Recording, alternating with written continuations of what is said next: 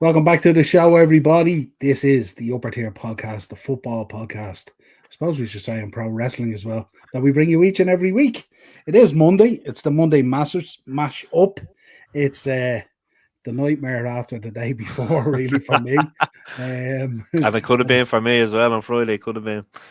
Yeah, but I think going out to Leicester is very different than going out to Plymouth Argyle. And no disrespect to Plymouth Argyle, and we get into it during the throwback. Before we get into the show, of course, if you could subscribe to the channel, hit the bell notification button and drop a like on the video. We would really, really, really appreciate that. But before we begin, our sponsors for the Monday mashup this season, Marky, take it away. Yeah, for all your trophy needs, lads. Like I keep saying, everyone in the comments, if you go onto Insta, give us a follow. Facebook, give us a like. I'm going to be with Ian Hart and Stuart Dallas next Thursday in the Talbot Stillorgan Park Hotel for a Q&A, which is the lead up to the Leeds Legends game coming up in Bray on Saturday the 10th of May. So that's going to be an excellent day out in the Carlisle grounds. The first game that's going to be played on the new Laid Lastro out there and stuff like that. So then in June, we're going to be in Airfield, Festival of Football over in Airfield on the 21st of June. I think you're going to come over to that one as well, Cuz, aren't you? Yeah, I think so, yeah. So the first two players announced was David James and Wes Brown. So they're the first two Premier League legends. So it's a Premier League legends against Airfield legends, just players who have played down with them throughout the years and try to raise a few quid for the clubhouse and stuff. And really looking forward to that one because I know Keith and Graham, a few of the lads out in Airfield, and they're bang on, and it's a great club. They've a big academy out there for the younger lads around the area and stuff like that. So that's going to be an absolute belter of a day. And then in July, we've two games coming up. We're the 12th of July, we're in Dundalk with the Manchester United Legends. And then on the 20-something of July, we're up in Belfast for a Belfast Select against the Premier League Legends team as well. So, but for that Airfield one, because I don't know if I told, but I'll tell you when there's some names still to be released as well. So that's unreal. And of course, we can't give too much away, but we have something coming up Early March. Yeah, the first weekend of March we have something coming up. So yeah, really looking forward to that. That should be a lot of fun that night, actually. Yeah. We're not going to give too much away. No, we look forward to next Thursday. Is that this Thursday or Thursday week? Thursday week in the 21st or 22nd, I think, isn't it? 21st, yeah. Excellent. Yeah, so Thursday we'll have new pictures for the display. We'll have new sound bites, all that kind of stuff. Yeah. So and you'll be on the dance floor reminiscing about good old times gone by, you know. Tell you. A lot of history in that building for me. Big time. A lot of history in that building for me.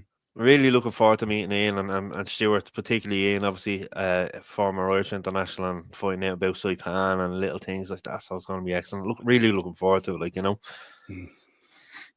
Should be a lot of fun.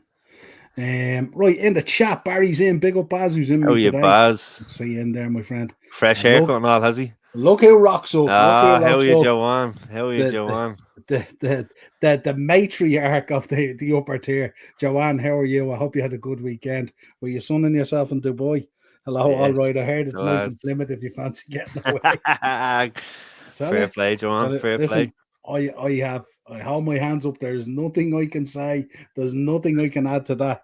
But what happened yesterday was a lot of players have made Arne Slot's mind up coming this summer.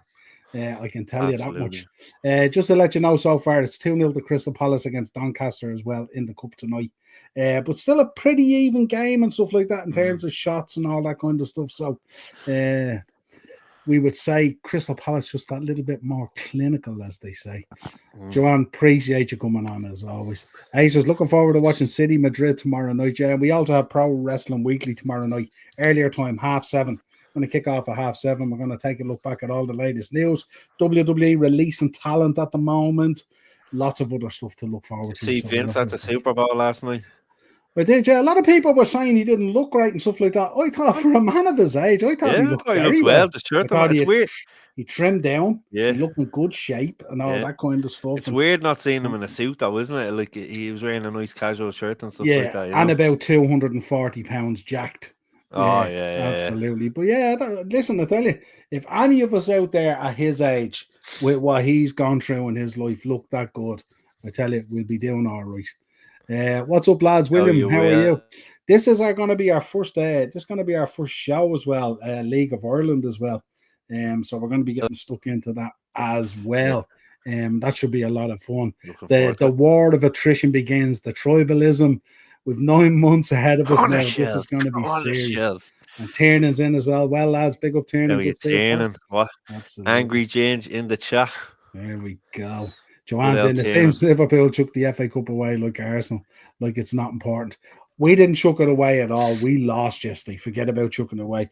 We got beaten by a team yesterday that wanted it more. We weren't chucking that away. So there you go. We huffed and we puffed and we were absolutely rubbish. I think Madrid will win 2-1 tomorrow. That's tighter than what most people are thinking, but we shall see. Vince McMahon and Shane McMahon and Undertaker, Triple H, Cocaine Khan, Swerve Strickland, Sasha Banks.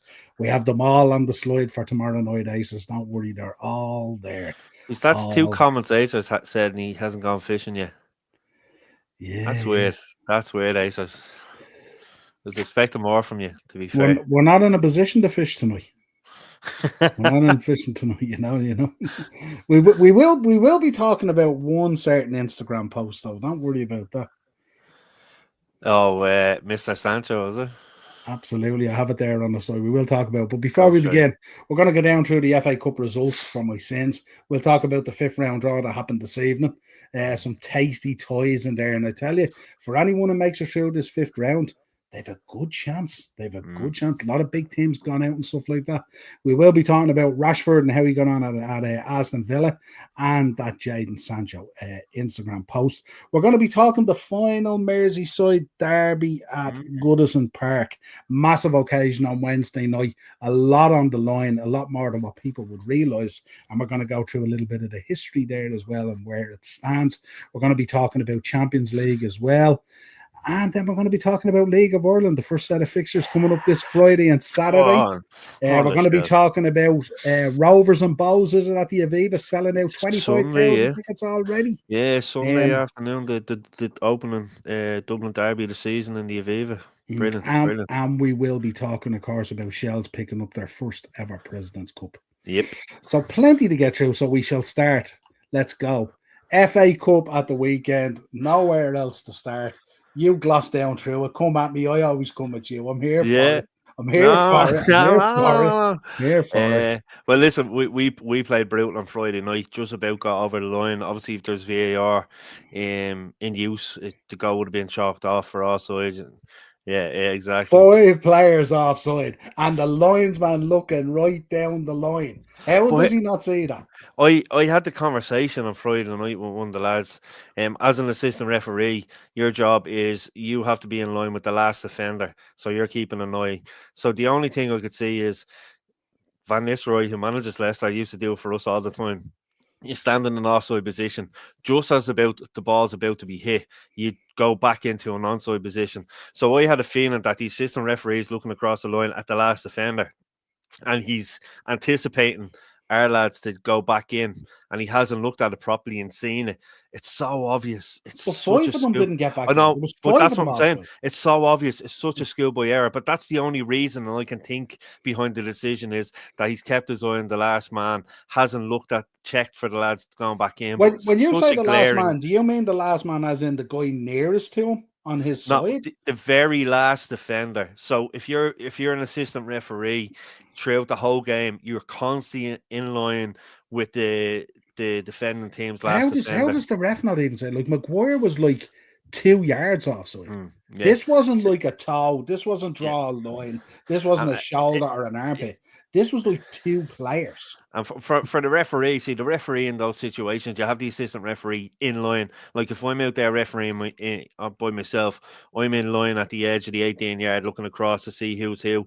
So he has the assistant referee there looking across that line. So the referee is at an angle where his back is to Bruno, who's taking a free kick. So you're looking for you're looking for what's going on inside the 18-yard box. So you're looking for, pulling of the jerseys, dragging people down. So you're looking for all that hustle and bustle, where he's expecting the linesman to get that decision correct. So he's not actually looking to see who's on or offside. He's just looking for offences that's possibly going to happen within that 18-yard box. And unfortunately, yeah, it was a glaring error, and schoolboy stuff really was. And like I said, if there was VAR, would have been 100% would have been chalked off. Like, you know, Yeah, like it was so embarrassing on the night, and you got to feel for Rude as well because he's been on a tough run at the moment and stuff like that. So would have been a huge difference and stuff like that. And yeah, I get we go into Tiernan's comment in a minute. The rest wanted to go home like the rest because it was such a bad game. Absolutely, but try and tell that to a Leicester fan. Yeah, Acers, that's the norm. That's the norm for ticket allocations at finals. They always do a third each team, and then a third is there for sponsors and all this kind of stuff and all. So like that's not unusual. It's not like Newcastle are getting 32,000 tickets and Liverpool are getting 65,000 tickets or something like that. Doesn't work that way. Never works that way. All about the sponsors and the hospitality and all that kind of stuff, as always. Maguire was a mile offside, and there was 4 others as well. The real Acers is back now. The real Acers, with the real Acers, please stand up. Tiernan, the refs just wanted to go home after the rest match. They did. Too right, Tiernan. No one wanted. But no one wanted. Tiernan, the main thing is, and I know who Tiernan supports. The main thing is we were in the half for the draw today at 7:15, whereas unfortunately he was weren't.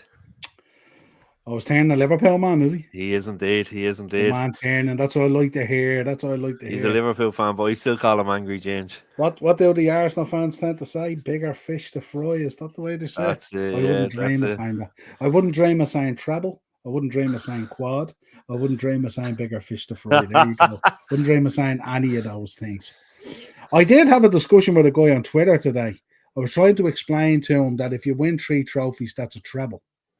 And he couldn't get his head around it now. And I said, well, it's 1, 2, 3. That's a treble. I said, it's not the treble, but it's a treble. And couldn't wrap his head around it at all. And I said, pal, you need to go back to school. Can't get your head around these maths at all. Like. That's it, man. So you've done one before. What was it? The Mickey Mouse treble used to call it or something, wasn't it? Well, you used to call it that. We didn't call it that. That was the season, actually, we won 5 trophies. The Community Shield as well? No, the treble was only a part of it. No, didn't we go on? Did you win the Super Cup and all that season? We did, yeah. Clinched. Yeah, that was the season. If I'm right, was that the season that Eamon Dunphy said he was sick of saying Liverpool on TV? Yeah, because we were on every second night or something like that. I think we played you at the Community Shield, and it was in Cardiff that year. Because me and my dad went over to it. Remember they were doing Wembley up. And we do love Cardiff, Liverpool. Cardiff. We had a couple of good visits there. Yeah. Right. Anything else stick out? Obviously, Bournemouth beating Everton. Obviously. Yeah, does. I think that the last 2 performances in the league probably caught up on them, and Leyton Orient. Hopefully. Yeah, Leyton Orient obviously got off to a good start against City, taking the lead. But what a goal! What a goal! Yeah. How can they take that goal off that man and call it an OG? I seen that. Oh my God! What the hell? Do you know what I love about the Orient? The lads in the chat will know. You know how the apartments are in the corner and there's just people on their balconies watching it and stuff like that. Just out in the deck chair having a beer and all. Yeah, love it. Did you see Pep after the game being put in his place by the reporter? No, didn't see it. No, he referred to them as Leyton, and your man said, "No, around here we're known as the Orient." The Orient, yeah. And he had to, and then he got a bit kind of like he wasn't too happy being corrected. No, yeah, Brighton, obviously Brighton and Chelsea would like the way Brighton have been playing, they've been doing very well as of late. So, we were, like I just said to you, I was in that loan and I was keeping an eye on the score. So, but yeah, obviously the big game was Plymouth. Villa kind of 2-0. I think 2-1. The late goal kind of made it look a bit better. And just under a hell of a lot of pressure now and stuff like that as well. So, Do you know who I fancy to win this? And we'll talk about it in the draw. Forest. They could do. Fancy Forest to pick up a bit of silverware this year. And Birmingham. Sorry, I'm just going to get this charger here for the thing. Birmingham got off to a good start against Newcastle as well. So you have to say fair play to them. You know, that sort of way. So I kind of never felt like they were going to win it though. No. Like they were in it. But I never felt like they had enough to win it. I always felt Newcastle just had a little bit more. But a fantastic cup game. Unbelievable. Yeah, so What else we got? Ipswich 4-1 against Coventry. Big win for Kieran McKenna. Well yeah, needed as yeah. well. Well needed. Wolves winning 2-0 against Blackburn as well. And Blackburn, I read today, they've given their manager permission to go talk. He's linked with a move to another club in the Championship, isn't he? Blackburn's manager, as Who far did as I I know. see wasn't? As far as I know, it's Blackburn's manager. Yeah, but I'm trying to think who he was linked to. Who did I see him? I read that earlier on. All right, on Sky Sports News. Who? Yeah, Black it was. Flip. There was another. Yeah, Wigan done all right against Fulham. Obviously, Burnley have been doing very well and got a good win against Southampton. Southampton under serious pressure. What's this? Arsenal v Chelsea, Carabao Cup final, and Leicester City versus United on Sunday, 16th of March. It's going to be a cracking day, isn't it? Now we've got Oh, yeah. Paddy's Day the next day. I think that's Yeah. the same week. I think on the 11th, I go and see Limp Bizkit actually in the Tree Arena. No way. Yeah, going for a bit of rolling. Are you going on the motorbike? No, I'm not. And I'm not wearing that shirt. Did I tell you I priced the shirt on eBay? No. That original rolling shirt, the Undertaker one? No. €400. Fuck off. €400. There you go. Jesus. Villa with a big win over Tottenham and still in trouble. Tell Yeah. getting a goal though was very impressive. What did you make of Rashford? Came on, looked put himself about, looked the part again, didn't he? Yeah, he's obviously he's been doing extra training and stuff like that. And like I said here last week, myself and Philip were both saying it. Like I think he'll do well at Villa, particularly the way Emery plays and stuff like that. Well, this is kind of last chance, isn't it? Like, yeah, no, if it he is. looks this up, no one's going to be interested. It is, and I think I said this before Christmas and all. He need to go somewhere to fall in love with the game again, to find himself again, because he's lost himself and he's lost the love of the game. So he need to do that. And I think Emery's a fantastic coach to be able to work under, and the style of football and the players that he has around him, I think is going to really do well for him. And yeah, it's just I thought he looked like the last few times he was playing with United, he looked like he had the weight of the world on his shoulders, and he didn't look like that when he came on, So yeah, no, it's going to be interesting. I can see him doing well, but well, he's now at a club where he's surrounded by coaching staff and a manager who won't put up with any nonsense. Exactly. And he's also surrounded by players that won't hold back by putting him in his place if he's needed. Yeah. So I think it's really, really important for him. And the thing about it is, he has a great opportunity now. That Villa team now looks really, really impressive. Made some really shoot signings in the window. He's surrounded by quality, so there's no reason. And there's a real feel-good factor there at the moment. Exactly. Doing really, really well. Progressed in the cup, in the Champions League. Doing decent in the league. A little bit of a drop-off, but they should bounce back. But yeah. Mad. Yeah, no, listen, he'll get European, like Champions League football playing it and stuff. And like I said, he's relocating up to Birmingham and stuff, just outside Birmingham and stuff. So, and like he's been putting the hours in on the training ground since he got there. So I believe so. Listen, it hasn't worked out. I'm glad to see the back of him and his attitude, but I think he will do well for Villa. Yeah, and I mean, look, if it's not working for you, look, it's been quite a toxic time at Man United. He's been a part of it. Managers have been a part of it. The owners have been a part of it. Like I even read today that the Glazers aren't even going to Dennis Law's funeral. Yeah, and I was seeing that they said that they don't want to take away or make any scenes, but they have to send someone to represent them. The United fans are there to celebrate the life of a legend. They're not going to, go up in arms about seeing the Glazers there. They need someone there. You can attend a funeral and show your respects without wanting yourself to be the focal point of it. Exactly. Just go in there nice and low key, pay your respects to a club legend, all that kind of stuff. You know what I mean? It's not a good look. You know what I mean? It's not a good look. It's about time they started acting the part somewhat. Yeah, exactly. Birmingham's second goal against Newcastle was goal of the tournament so far. I don't know. I think the Leighton Orient goal might have something to say about that. That was a cracker. Yeah, absolutely. But yeah, they were very, very good. Yeah, no, take your time. Hopefully it works. Yeah, absolutely. Right, let's go look at the draw then. We had the draw this evening. Alex Scott and Theo Walcott doing the draw. Interesting having two Arsenal, ex-Arsenal Arsenal, players down the draw and Arsenal out of it, but however. We Preston North End versus Burley. yeah, Interesting little tie. kind of little local kind of derby. They're close enough. Mm. Bit of rivals at times as well. The both sets of fans hate each other as well. So, but it's a good draw in a sense. At least one championship team is going to be in the next round. You know. Yeah, Cardiff going up to Villa Park. They'll have a tough time of it up there. Expect Villa to go through there. Ah, yeah, Um, absolutely, yeah. and then looking at tonight 2-0 up, we would expect Palace to go through. So we get Palace Millwall. That's going to be a heck of a match. Millwall knocking Leeds out at the Yeah. weekend, stuff like that. Real bad result for my bet as well.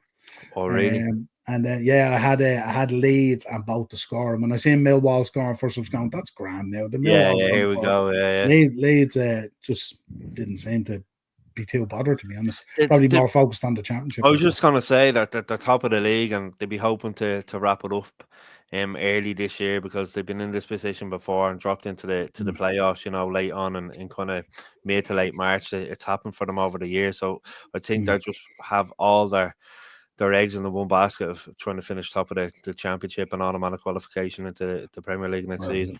The rewards for the Premier League are so much greater than the rewards big of time. Big time. Winning the FA Cup is more kind of historic, goes into your history, but in Yeah. terms of financial and stuff, it's a different world. United drew Fulham. I actually predicted this, but I thought Fulham would be home. Myself and Darren video called me earlier. We were watching it on the telly. I said, I bet you draw Fulham, but Fulham would be at home. I went the other way. United were at home, but you drew Fulham. So, and he says, look, Tommy, how do you call that? He says, yeah, one or two of the lads, as Dazzler will know, the minute the FA Cup draw is gone, you take money out of your bank account like literally a minute after the draw because it's at home, So a few of the lads are giving out there, that it was another home one. But listen, we've already beaten Arsenal and Leicester, another tough game. It's at home. That's a big bonus. So, but Fulham again have given us really tough tests in the home and away games in the league this season. So it's going to be another big game for us. Be interesting for United as well, potentially going back-to-back winners. That would be quite big as well, And like you said, Cuz, if you get through this round, you know, it could be favourable in the next round with some of the teams that are going through. Like there'd be at least one or two teams from the championship in there as well, Yeah, well, you think about it there, like either Burnley or Preston are going to go through. So if you draw one of those, you have a real good chance of getting through to the semis, Exactly. No disrespect to them, but at that stage, then you'll be taking it pretty serious, Yeah. Newcastle, Brighton, another tasty toy. That'd be a good game, 100%. Great toy. Obviously in St James's Park gives them the little bit of an upper hand, but you can never rule Brighton out this season. Yeah. Bournemouth Wolves. This was an interesting one for me. We were talking about this earlier, myself and Darren, and we were saying that Bournemouth versus Wolves. Obviously, it's an opportunity for Bournemouth in terms of silverware. But would Bournemouth at this stage be having one eye on that top 5 position? They're 3 points off it at the moment.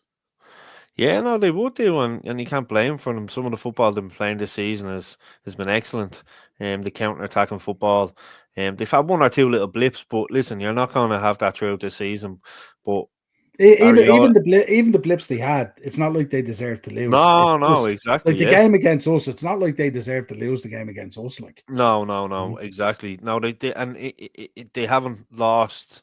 I think it was a Forest or someone bet them by a good few, but other than that, it's one or two goals and stuff like that. So I just came up there. Uses in talks with Derby County.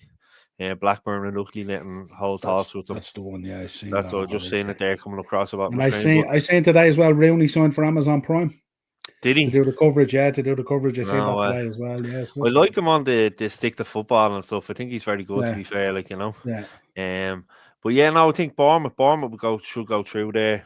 I don't know if Ryan's in the chat, but obviously Wolves have been very indifferent this season. I think, for a Wolves fan, obviously you want to go far in the FA Cup, but I take staying up than winning an FA Cup or even getting to a final. So I think that's most important for them. Yeah. So I think it could be a little bit of a distraction that they don't need. So I think Bournemouth will go through, with that in mind.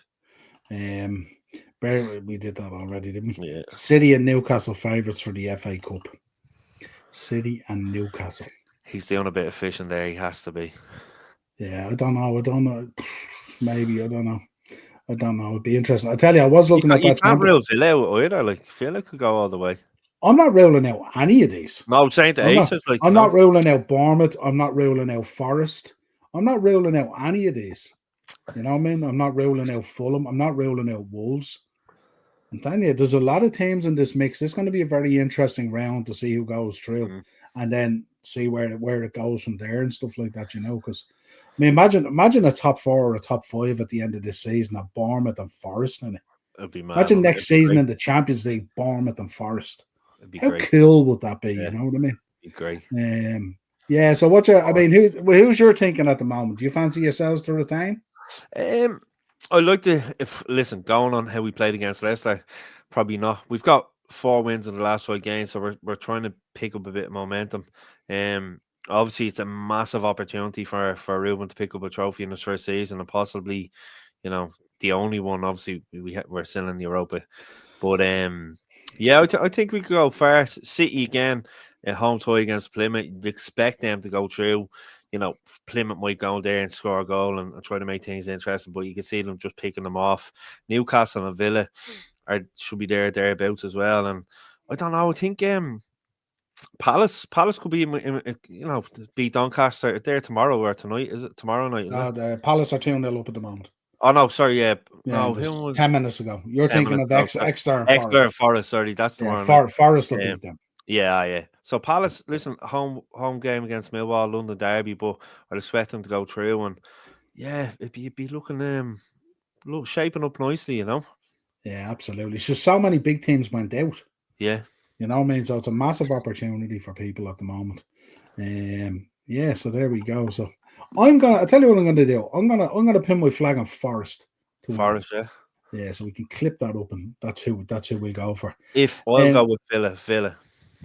Right, we had a lot of talk last week. There was a lot of talk, Ian Wright coming out, everyone coming out about over celebrating and shithousery and how you should Mm, celebrate. And Lewis, the boy Skelly at Arsenal, did he go overboard with the Holland jibe and all that? I love all that stuff. You love mm. all that stuff. We love it, right? This yesterday, Marcus out puts in a bit of a performance for Aston Villa, gets through. Next thing, Sancho, freedom. He's an arsehole. Absolute arsehole, isn't he? Now listen, I said listen, like I just said, I do hope things go well for Rashford. There's a footballer still inside him there somewhere. I think he'll enjoy his football there, but I think it's a kick in the teeth from Sancho. I think it was a Goldbridge came out and said, and I don't usually agree with him. I think he's a muppet, to be honest with you. He's selling out the Olympic Theatre here now and all this year. He was right. We gave him a 4-month break last year. Or the year before, sorry. Yeah. He was on 350,000 a week. We gave him a break.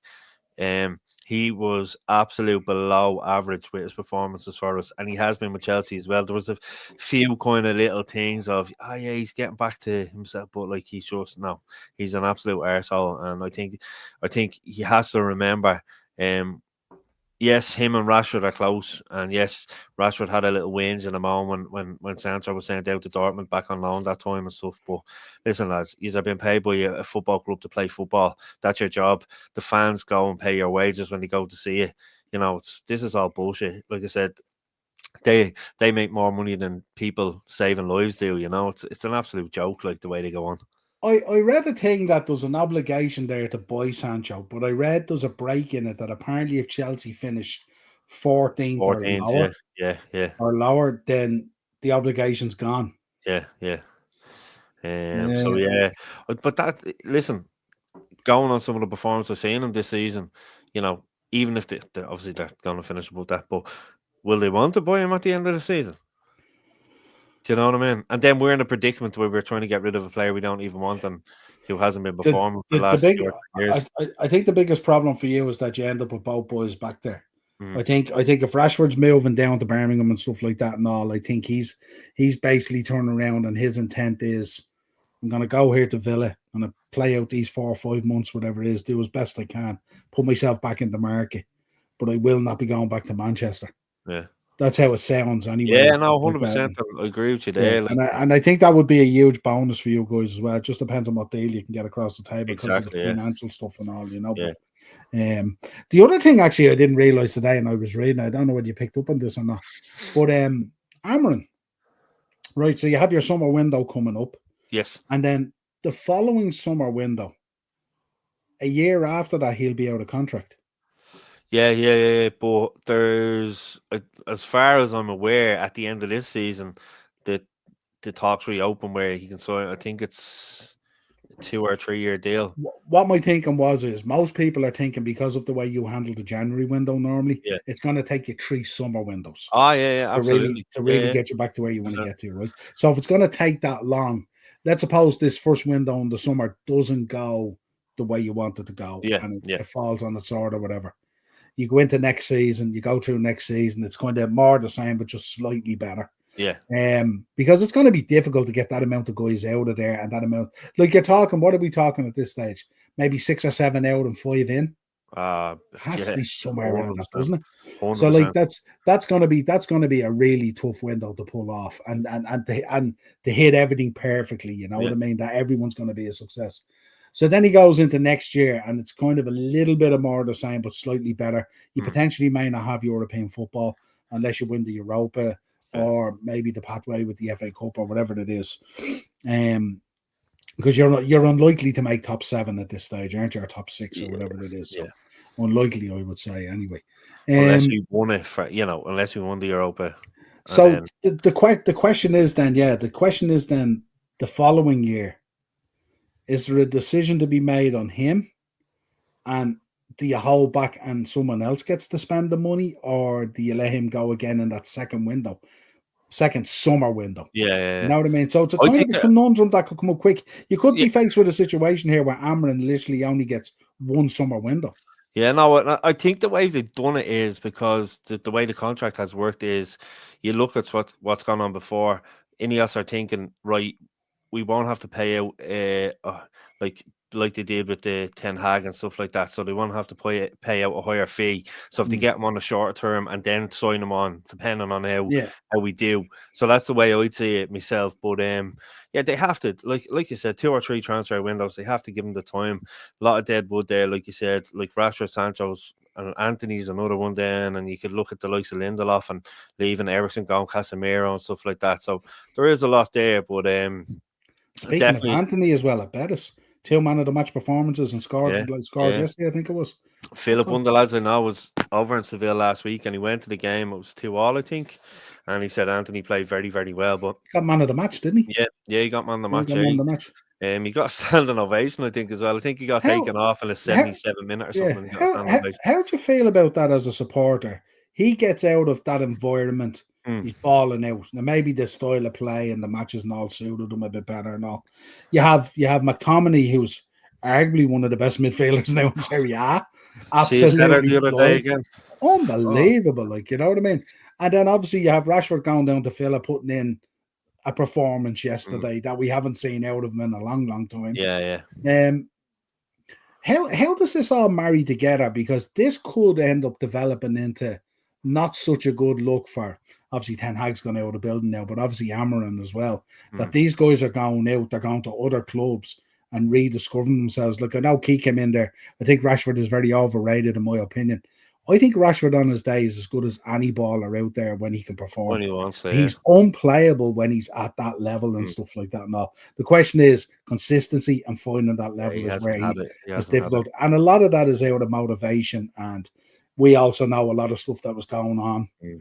that Yeah, had to be behind the dealt with and scenes. stuff Yeah, like that as well. But that doesn't negate the fact that if you're getting paid, you should show up and perform at your job. exactly.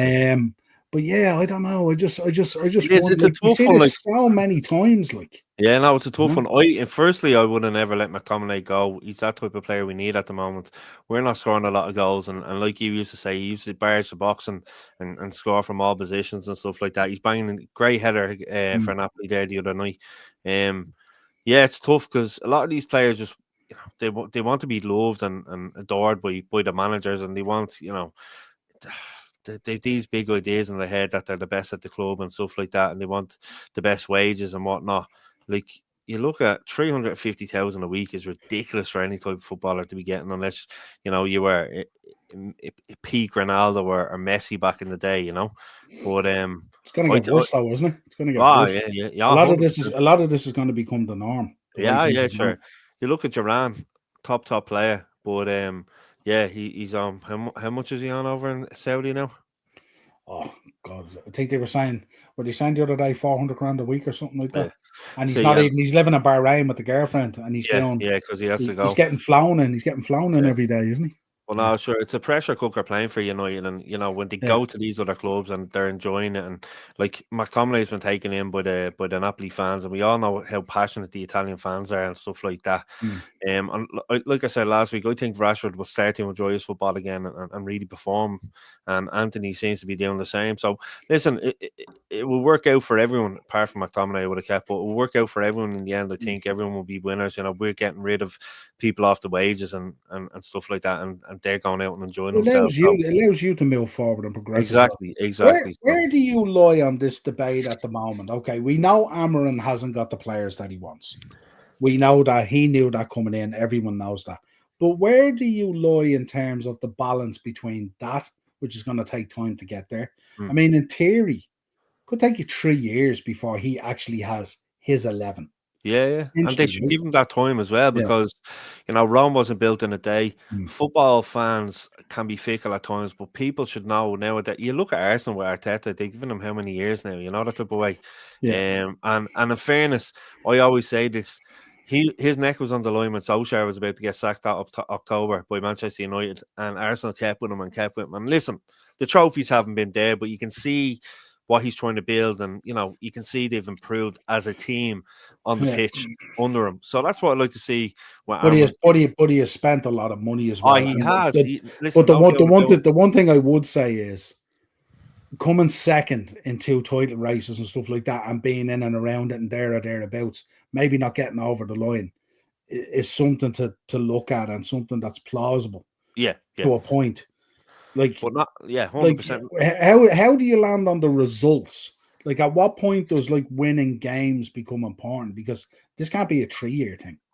Yeah, no, listen, I think, and I said it here last week, I said it the week before, this season as a whole is a write-off for us, because I think if we can concentrate on maybe winning an FA Cup or going far in Europe, yes, the league's a write-off. He came in at a tough time halfway during the season with all this crap that's going on around us. Oh yeah, 100%, Will, 100%. He's come in and it's been very, very difficult. A lot of things happening off the pitch, like you said, players there that don't want to be there, trying to get rid of. So he's trying to install a new style of play, new system with players that don't want to play, and the players that do want to play are, you hear Garnacho the first few weeks wasn't too au fait with playing in certain positions and playing a system, but now he's on board and he's taking it back in, and he's going to be a vital player for us. But I think as a whole, I think the season is a write-off. Just try to get Mm, over the line and maybe go top 10 and maybe hopefully get to the FA Cup final and like I said, go far in Europe. And then with a full transfer window and then a full season under his belt. If mm, I'm sitting here this time next year or in March, April, May next year, and it's still the same, that's where you kind of think, right, yeah. but he still needs time. It's like anything, like you said, he needs 2 or 3 windows to embed Mm. what he wants to embed, and you just have to give him the time. Yeah, Palace through to the fifth round, by the way, full time 2-0. Lovely. Good win there for Crystal Palace. Unlucky for Doncaster. Well done in your run up till this point. The only thing I would say, like when you hear people talking about, oh, he doesn't have the players and he doesn't have this. I put a tweet out there the other night and I said, this is a team who last year won the FA Cup and beat Man City, Mm-hmm. and deservedly so beat them. This is a team that beat Man City this season. This is a team that came within a whisker of beating Liverpool in their pomp Yeah. at Anfield. If Mm-hmm. that ball falls to anyone else except Harry Maguire, we get beaten 2-1 that day. There's no doubt about it. Yeah. I Yeah. think anyway, for me, that's Destroyed how I over. would put it. But I just think, and I know, like I understand the pressure, the pressure of going in there. When you're one of these top 6, top 8 clubs in Europe around the Champions League stuff, that the pressure is massive, massive. Would be a very bad decision to sack Amram, but only one transfer window under his belt. There's no fear of him getting sacked, but I think at some stage, if you're demanding people to pay £66 a game now and all this kind of stuff, I think at some point you have to get yourself organized. I'm not saying change formation. I'm not saying any of that kind of stuff, but at some point you have to try and win games. You have to try and go out and perform. You can't just keep on muddling through. This is a team that has performed in big games this season. Okay, they've fallen down against at times the Bournemouths and the Brentfords and whoever else and stuff like that and all. But on their day, when they're motivated and when they go out there and when they stick to the plan and all that kind of stuff, and you have most of your players fit, you can compete. You've competed with City, you've competed with us, you've competed with the teams up there, you've competed with Arsenal. You know what I mean? So like it's, I think at times sometimes it's like because I want to play this style of play and I don't have the players to do that. Sometimes it feels like a get out of jail card at times in terms of like we'll just accept the performance because we have to get to a window to rebuild and stuff like that. And it's kind of for me at times it's just a little bit shameless as a reflection of the players that are there. Okay, we know Ericsson is much older. We know where Casemiro is at. We understand all those things. But there is other players in there that you would hope that would be a part of Amarin's rebuild. Otherwise, you're looking at wholesale changes. You know what I mean? And that, Yeah, like, you have the bases there. Like Euros come in, you have Martinez. Obviously, he was injured, but Mazzarewi there, Dallo, Mainu, Garnacho, get another striker in as well. We do have a good basis there, but it's about getting the other players around them to fit in and play in a certain way. William, the only reason I look at that, and I don't get hung up on it, but the only reason I look at it is sometimes where I'm trying to judge the dynamic of a manager and a coach and how good he is in terms of getting the best out of players rather than them going off and performing for someone else. I suppose the question is then, does Rashford fit into an Amarin system? Maybe not. Does Anthony fit in? Maybe not. Would McTominay have fitted in? Maybe not. We don't know. It depends on the kind of player he's looking for and stuff like that. But when it's that consistent and you've so many players going off and suddenly energized, suddenly playing, Sancho obviously being the anomaly because he didn't start off too bad at Chelsea and then he's kind of fallen He's done away. all right. But I mean, Chelsea have fallen away. So it's I don't think it's just a Sancho thing, But I like to look at those things as well to see, and listen, this happened in Alex Ferguson's time as well. Alex sent players off, Yap Stam being the perfect example and stuff like that, And I know there was reasons, it wasn't necessarily performance and stuff like that. Ted's in, big up Ted. No point giving managers 2 or 3 windows and then sacking them on the back of a 3rd or 4th window. Yeah, but eventually, you look at Ineos at the moment and you look at what they're doing, the new stadium, the rejuvenation of everything that they're working on, the ticket prices, the hospitality, everything that they're trying to grow, the sponsorship and all that. A lot of the backbone of the financials is built on success. It's built on European football at the highest level, not necessarily Europa League or Europa Conference, Champions League and stuff like that. Eventually, you have to win. You have to win games. You have to put points on the board. You have to challenge for stuff. You have to be in top 4, all that kind of stuff as a minimum. You know what I mean? Like you can't be building all those things and spending all that money and supporting that manager. And Europa League is just the level, or a couple of decent runs in domestic cups is the level, and your season's over by Christmas, and you know what I mean. It gotta mean a lot more than that. We perform against the bigger teams because they don't play a low block, which suits us. Been the same for years. We struggle to break anyone down. Well, we had that problem as well for a long time under Jurgen Klopp as well, where we couldn't deal with the low block as well. And it's not an easy conundrum to fix, and it takes a lot of very high level coaching and stuff to figure it out and stuff like that. But yeah, I just think I know it opens up a bit more when you're playing the better teams and stuff like that as well. But you also play really good football in those games, like that FA Cup final last season. That was a really good performance by Man United. After the 3rd window, you need to have shown you deserve to be backed in the 4th window, and can't be saying, "Oh, I need another player to be successful." Yeah, and I don't know whether that's the way he is, but he seems to be setting the point that he wants his 11 players at least, and then pad out the squad or whatever. And until he gets like kind of everything that he wants, there's a drive to get there. You know what I mean? It's like he's kind of a perfectionist. But like the road to get there is really, really important as well. And keeping fans happy and putting in performances and showing that you're trying even through a difficult situation, that you're really putting in a shift. You look at the Leicester game, really drab. You look at the Southampton game. Okay, Ahmad got a hat trick in 10 minutes, but again, how often Mm. are you going to make that happen? Left it You late. know what I mean? Yeah, and it's tough to watch. And you see that game the other night, 4 or 5 players offside, you get away with it. There's no VAR. You're right, you look grand, but like you look back on it, horrific. You know what I Yeah. mean? Horrific. You know what I mean? And is this creating a bigger headache for Amran now? Is he looking at a lot of these players and going, well, I kind of fancied him, but now I don't think so. I'm not Mm. too sure. And is he creating a laundry list then for Ineos, you know? Just about adjusting to the system, and he was up for it. And obviously, Garnacho was, and Rashford wasn't, hence the reason he left him out and stuff, Come here, Coles. This charger isn't working, so I'm going to jump off and then jump back on my phone. I'm just going to set that up right Yeah, on yeah. the Fire computer. away. Sorry. Go ahead, yeah. Cheers. I'll keep it going here, yeah. The Leicester game changed when Nacho came on. It certainly did, Ted, didn't it? And isn't that kind of where we're coming from, Ted, when you talk about these things, that like you're relying on this kid to come off the bench to set things alight and stuff like that. And I know even United down through their history with Solskjaer and all, they always had those impact subs that came on and made a huge difference and stuff like that.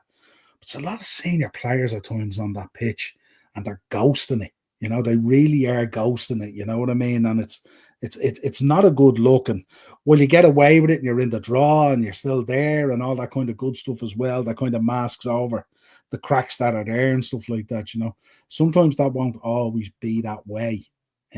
So it's kind of a little bit different. Hey, I'm back. I'm back. But yeah, absolutely Garnacho. And listen, it was only a few weeks ago people were saying that Garnacho was one of those guys he wanted gone. So let's not get that twisted either. I feel United needs to be playing wide players. Don't think we can do ticky-tacky stuff. It's never been our style of play. Do you know what it is with Amarin? It's very interesting. What he did was when he put Mainu up front that time, he had the two tens in nice and tight to him, and he was supporting them, and he was able to play it. And it's when the tens drifted out wide, he got isolated then, and he just came out of the game. So it's very difficult to know what way to go and stuff like that. We got to play. Remember, it was a long ball over the top to Rashford on the right hand side, who obviously hit it back in, and Bruno with that lovely touch across the menu that got the goal and stuff like that. Yeah. But yeah, no, it's going to be interesting. But like I said, we just need to give him time, and obviously with financial fair play, we have to get rid of players off the wage bill and stuff like that as well. So he's trying to balance a lot at the minute, and he's coming in halfway through the season, and he's kind of cleaning up other messes as well. So we just have to give him time, basically. Big up, Ryan. Hope you're good. Big win at How the are you, weekend. Ryan? Congrats. Hope you're happy with the draw as well. Hope you're happy with the draw. Let me know your thoughts. Keith's in again as well. There's no guarantee that Amram will get the big players he wants the transfer window. Even though Man United are a big club, but they are not winning trophies at the moment. Well, they won the FA Cup. Keith, he's not necessarily going out looking for big players. He just wants good players, obviously you want the best players, but that are going to play in the system and not give him great. Like, there's not many players out there, that are world class at the minute that are available. So you find, you look at some of the players he got from Sporting, like he signed your man, the striker from Coventry and stuff like that. So it's about finding the right type of player to fit that system. It's not necessarily about a big name. Yeah, and he's also buying players like you look at the likes of Yarrow and Dorgu and stuff like that. These are players he's going to be able to coach. These are young players for the future, Yeah, absolutely. Turning's in Madrid by whatever they want tomorrow. Interesting. Big game. And want players with heart and who fight for the ball and the wins. And players he can coach. Coachable players. Ted, 100%. Which is tough, but yeah, spot on. What are we going tomorrow night? City, Madrid? Has to be Madrid, doesn't it? Ah, yeah, I can see Madrid winning. I'm going 3-1 Madrid there. I didn't get the update on the boy Gonzalez. Is it Gonzalez, the boy they brought in the DM? Got a bad injury there the other day, didn't he? And came off. I've seen that actually, yeah. Yeah, so they're not having looking at 6 at all. And I also seen good to see they've declared Rodri for the Champions League squad as well. Seeing that, and Madrid want him, don't they, in the summer? He also looked well actually last night. He was at the Super Bowl last night. He was on Sky Sports. Was he? Rodri, yeah, he was there because he was talking. He was talking to one of the guys in the Sky Sports, the boot up in the clouds, basically. Yeah. And one of the guys who was there had gone through an ACL as well. So they No, were talking back and forward about it, their experiences and how to get motivated and all that kind of stuff. So it was really, really interesting, actually. Really, really good. barely. Yeah, a fancy There. City to beat Madrid tomorrow. Madrid hardly have any centre backs. This gonna be basketball tomorrow night, isn't it? Pity Romy's not in the comments there. Um, he'll uh, Hmm. he'll have a field day. Oh, he trained today, did he? Oh, okay, yeah. They were telling he went off. It might have been just pain, and they were going to give him pain shots and stuff like that. No, so Think I hope the boy is all right. You know what I mean? Because we don't want to see that happening. because Vasquez Tomorrow. is out, isn't it? Rudiger and Alaba and all. Carvial. Yeah, yeah. They've a bunch out all right. They were pushing for Trent in the January window, but we wouldn't agree to it. Madrid want Zubamendi in the summer transfer window. Um, well, if they do, then Arsenal won't be getting them because Madrid win No, out most times, you know. 100%. But a big couple of nights in the Champions League, so interesting. Nice to have it off, but we do have a Merseyside derby, the last one at Goodison. It's mad, isn't Um, it? gonna be absolutely electric. I Be an wonder emotional night. what's your thoughts on this? And emotional both sides as well. Yeah, A lot of history there.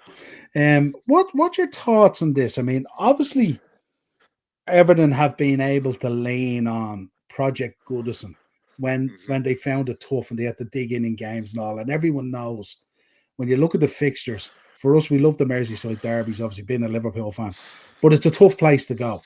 It's one of Oh, those grounds that has yeah. been a tough place to go. Now It's they're an old going to school the ground, isn't it? bright, shiny new toy that doesn't have any history.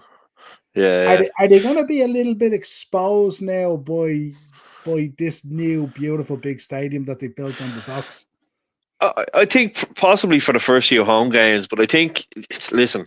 You can talk about the stadium. I've been to Goodison, fantastic old school stadium. Myself and my dad Mm, used to get tickets because his friend's son played for Everton under 18s. I think I mentioned it here before. So we spent a good bit of time over there. But it's the Everton fans that will make the atmosphere in the new stadium and stuff like that. Yeah, you're going to miss a bit of that, but you have to make the new stadiums new mm, fortresses. You know that type of way. yeah, You look at the likes of when Leicester moved, when Southampton moved, even the likes of Arsenal when they moved from Highbury to the Emirates and stuff like that, it's going to take a bit of getting used to. Like I can't believe it. I think West Ham next year are in the new stadium in 10 years. it's mad. That Yeah. flew in like. And So and let's be honest, they've never really captured that Upton Park. no, no, You know no, what I no, mean? Like definitely not. I would argue with Arsenal as well. I know in Arsenal Stadium and all the atmosphere can be unbelievable, but it's not It Highbury. was It's not it was Highbury so atmosphere. so close to the pitch as well, wasn't it? Yeah, Like it was yeah, so.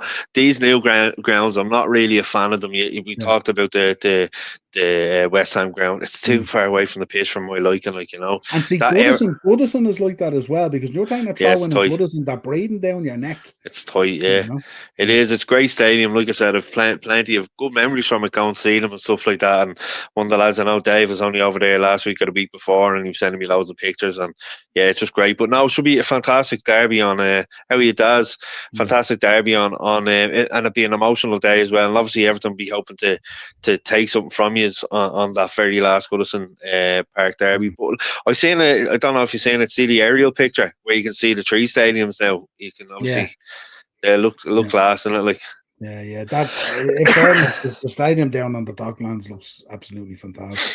yeah, it's Really, taken really them a while does. to get there, but looks But deadly. In fairness, a lot more on the line here than 3 points and bragging rights and all that. Apparently, over 130 years, 119 times in senior matches at Goodison. It's all square going into this game. no way. 37 games drawn, apparently, and 41 victories apiece. I was reading an article today in the Echo. Well, you know that has draw written all over it now. Do you know that? This is when it takes off. I think they should go to extra time. I think in Extra this time occasion, they should go penalties, to yeah, extra time with panels and yeah. all. Yeah, Next absolutely. goal winner, lads. Yeah, keep Yeah, playing. absolutely. But Yeah. I'll be some atmosphere over there, and yeah, no, should be a good game. I'll be watching it here, no doubt. Hmm. But again, as I say, Chasers, it's never an easy place to go to Celtic. Celtic. Talking of atmospheres, up there on a Champions League night against a big club, you Yeah. don't get any better goosebumps, that sort of way. Yeah, So I don't think they'll have a problem in Munich, but I think the game this week could be a little bit tougher than what people think. Remember, this is a Celtic team up there that have put it to Barcelona and various other teams. remember Um, Forest goal against them, yeah, years this ago. is this is certainly not going to be a clean sheet for either team. This derby, there's going to be No, goals both ends. This is going to be proper rough and tumble, and it's going to be very very interesting, and it's historic. It's historic. You know what I looking mean? forward to it because I think Rowan triple captain Salah, and it was a double game week for him. So this is the second of the two games for Salah as his triple captain. So yeah, And remember, you've got another double week coming up as well with the move of the Aston Villa game. the Villa game as well. Yeah, yeah. That got So moved. interesting few weeks coming up, like. Yeah, absolutely. Highbury was class. Yeah, God, the atmosphere there was unbelievable. Unbelievable. Okay, Mark, I'd say 3-0 to us if he goes strongest. He's 100% going strongest. He's not rotating for this game. Definitely. 100%. Not a chance. He'd be absolutely slaughtered. Can see us struggling slightly. What's that mean, Tierney? Give us a prediction. What do you think? A 2-1? Thinking a tight game? 2-1? Should be I think it interesting. will be tight. To be fair, I think I actually do think it'd be a tight game. Particularly like don't forget the weekend, but in the two previous league games, Moyes has got them playing some Mm. decent football, and they look like they're enjoying it, and the fans are definitely enjoying it as well. They also draw all over it, Kent Tierney and Saints yourself. I think, remember last year after the back of the Palace game, which was really poor, we went there and they bullied us. They Mm. bullied us off. So we can't afford that to Tiernan, happen. I 100% agree with Tiernan there. 2-all. There you go. There you go. And listen, getting out there with a draw ain't necessarily a bad result. No, no. Once you don't listen, take a point away. Last Merseyside derby in Goodison, take that point. Absolutely. Right, talk to me. Shells. First Yeah. President's Cup. Talk to me. Yeah, good performance. Score from two corners. Great finish by Boydie for the second. Obviously, all God hope damn of it. yeah, I was just going to say all hope of Drogheda even getting back into the game ended an absolute silly decision by the American goalkeeper for Drogheda, and he went to kick it out, and Boydie it's got gotten on the end of it, and he takes him down, and he gets sent off. And I don't know if you've seen it, Boydie was like waving him like that, which I thought was a bit, I would have booked him for sportsmanship and stuff. But yeah, great win, first President's Cup. Obviously, Michael D was there, great atmosphere for both sides. The Drogheda fans were immense, singing throughout, and the Shells fans outsung them. But yeah, it was great. The atmosphere looked brilliant. I don't know if Will was at it. I haven't been speaking to him.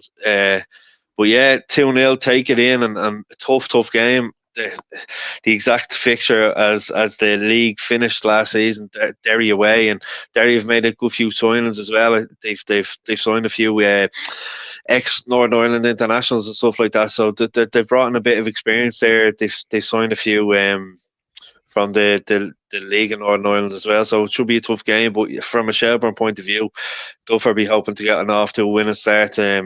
Defending the title and stuff, and made a few acquisitions ourselves, but kind of keeping the lads that are there last season, Mark Coyle and stuff like that, and we kept Boydie. Obviously lost one or two players, but yeah, should be a good start, and hopefully get a win on the board early doors. Big game as well, wasn't it? The reverse of the game there at the end of the season, which was an absolute cliffhanger. That yeah. Listen, I was obviously you and Daz were doing the watch along. I was watching it here, and Hardy Woods comes up with the late goal, the free kick, keeper saved. It comes back out to him, and the scenes like me cousin David ended up in the change room with them all, and then his bus went on fire on the way back and all. It was just mad, like so great. But it's great that the league's back, in general, and obviously we have a big game to look forward to on Sunday as well with the Bows and Rovers game and the Aviv and stuff like that. But listen, it's been great. You look from the transfer point of view. Obviously, the big news, Mason getting a move over to Spurs. I've been Mm. bigging up Mason on this podcast for I don't know how long. He's been unbelievable. Obviously, one of the fixtures that caught my eye, particularly in the League of Ireland, was Michael Noonan going from Pats to Rovers. Big move for him. He's only 16. Obviously, he was in England in October, September, October last year. He's in talks with Manchester City about a move over there. Now, what I'm led to believe is I know Mick Halpin had him down at Ballyulster, only down the road here. What I hear is I don't know how true or not, but he's going to Rovers. He'll be there for 2 or 3 years, and then obviously with Brexit and all, City are planning to sign him after. So for him signing for Rovers, he'd be getting first team experience, but he's going to be getting European football, which will hold well for him when he goes over across the water to England then as well. So that's what I heard through the grapevine is that's the plan is he'll be at Rovers for a few years and then he's going to get a move over to England. City strongly linked with him as well. So yeah, it should be interesting. Big moves at the moment. The league absolutely blown it at the minute, absolutely. Ah, fantastic. Ryan's looking for a team to follow this year. What team are we going to give him?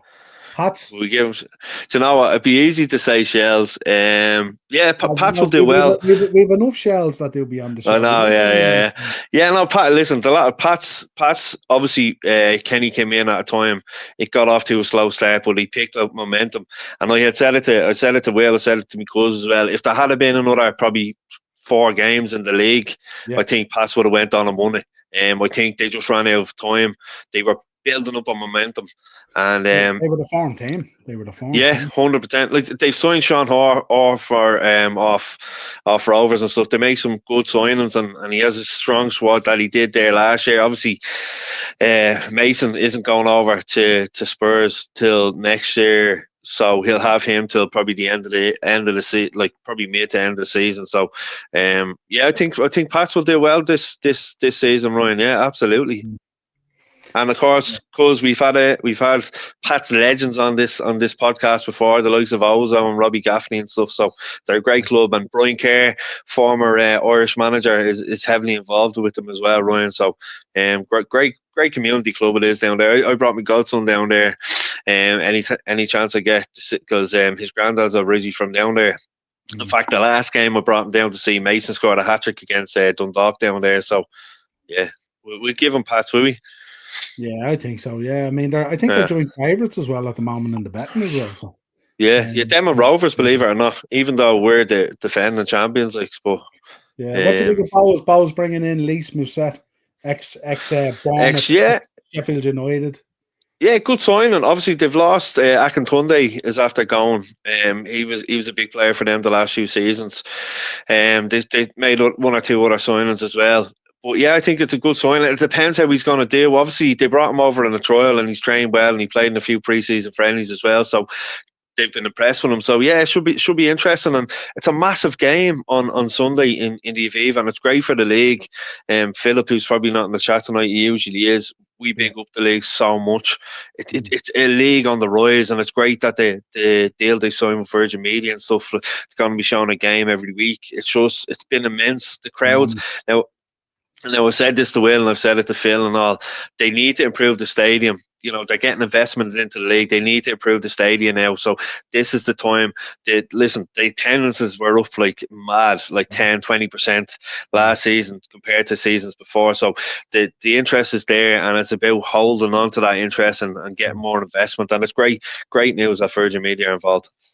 Yeah, and I believe I read today as well that Off the Ball signed a deal as well for coverage of the League of Ireland. Yes, they did. There was a picture with them and with the trophy and stuff in the studio and all. And I think Steve McGuinness had a lot to do with it. He'd just be on it, and he represents a lot of the former League of Ireland players and stuff like that. So he's heavily involved in the league. So I believe there was a little link between Stephen and the show getting involved as well. So, which is brilliant. Great news. Great news. Any involvement is brilliant.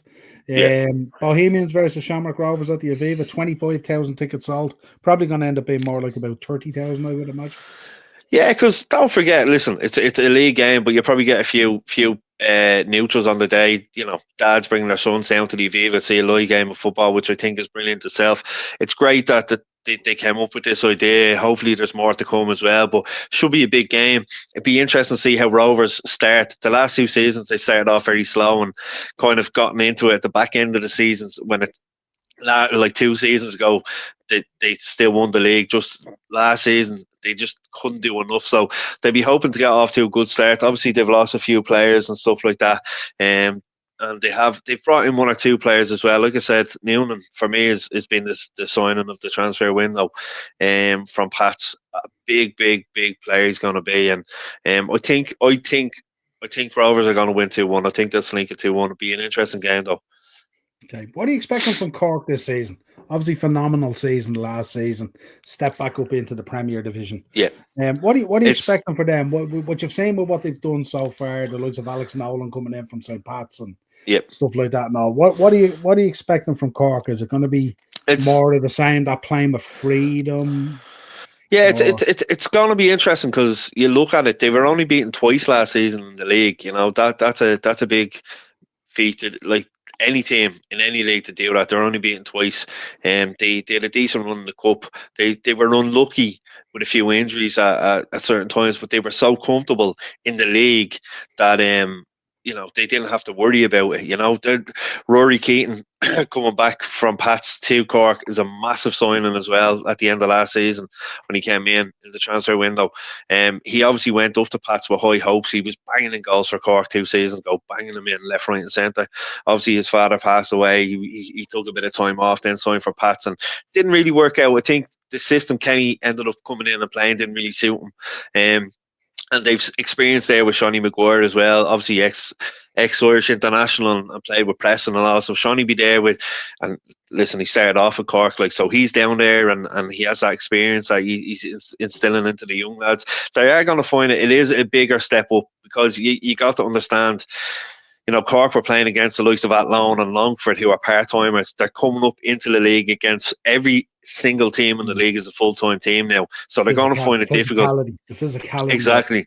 Exactly. So, but I think they'll do well. I can't see them, kind of breaking that top five or whatever in the first season, but I certainly don't see them being in a relegation battle by any stretch of the imagination.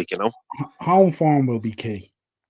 Because on the road is going to be the tough trips, really, and stuff like that. Yeah, but they've great support as well. And Graham Cummins and my cousin and Will tell you, Cork away day, you can't beat a Cork away day. It's fantastic, the atmosphere down in Turner's Cross and stuff like that, and it's a great city to be in and stuff. Yeah, I used to hang around with a girl that we met in Ibiza one time. Breffney's her name. She said that she probably doesn't listen to the show, but her house used to back onto Turner's Cross. No way. They used to run a bar down there as well. It's called something Tree or something like that, and it was right on Turner's Cross. I think Shells will. If you're in the chat, I think Shells are playing away. It's the Friday of the Paddy's weekend, so I think it's the 15th. Is it? I think they're playing away. So imagine that you have the 15th, you have the Sunday that we were just talking about there, League Cup final, and then on the Monday you have Paddy's Day. That is some piss up of a weekend, Absolutely. Come out in talking about the League of Ireland Fantasy.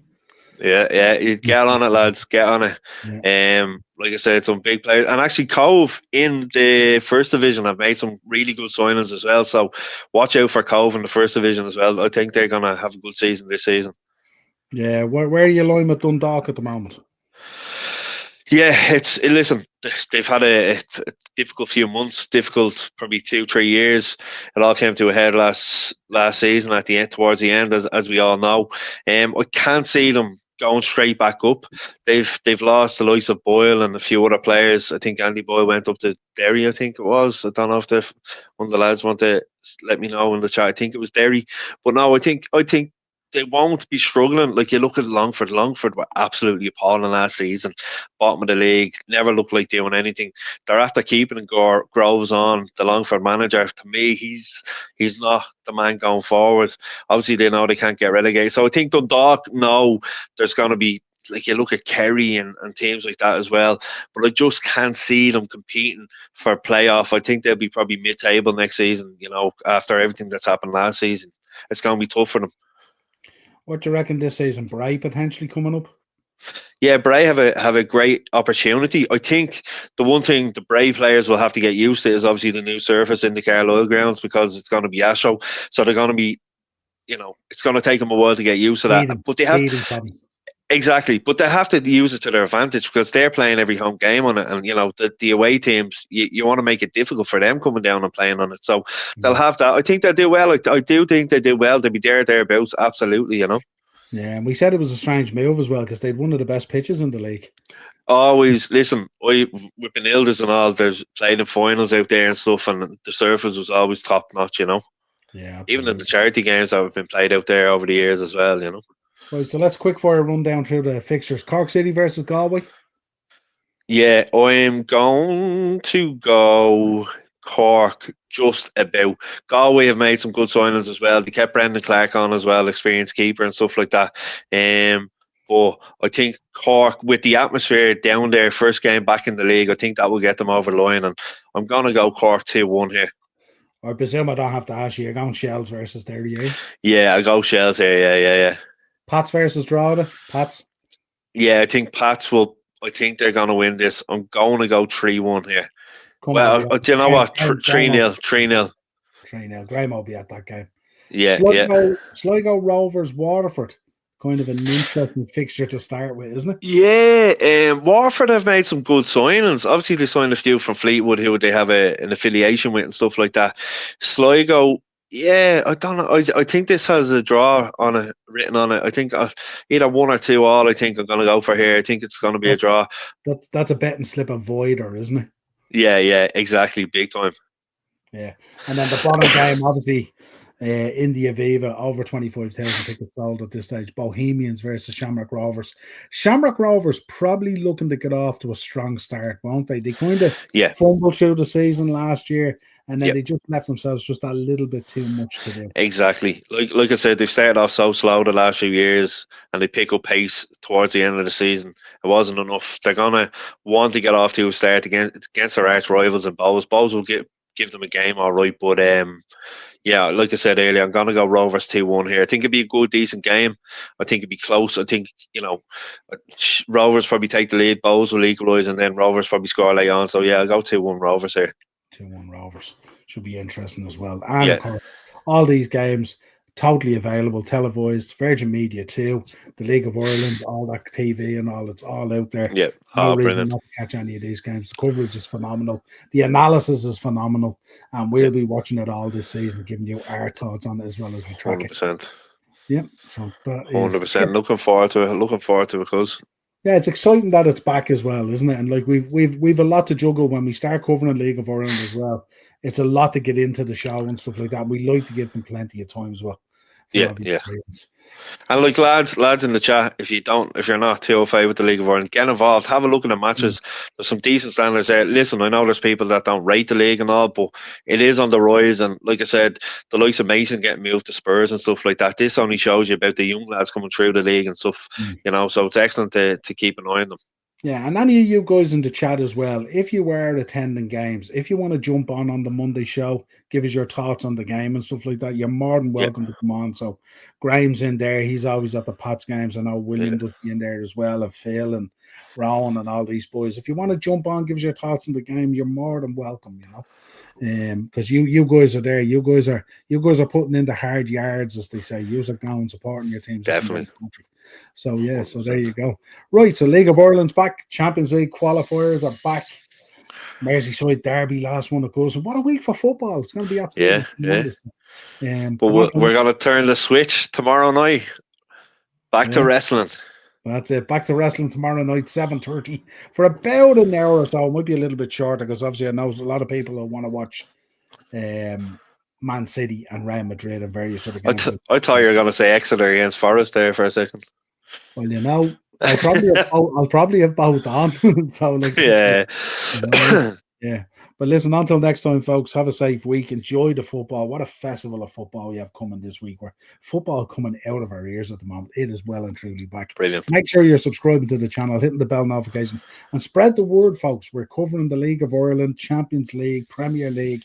Anywhere there's a ball kick, we're nearly covering it, That's so it. Make sure you're letting people know, and we'll talk to you again real soon. Cheers, cuz. Cheers, lads.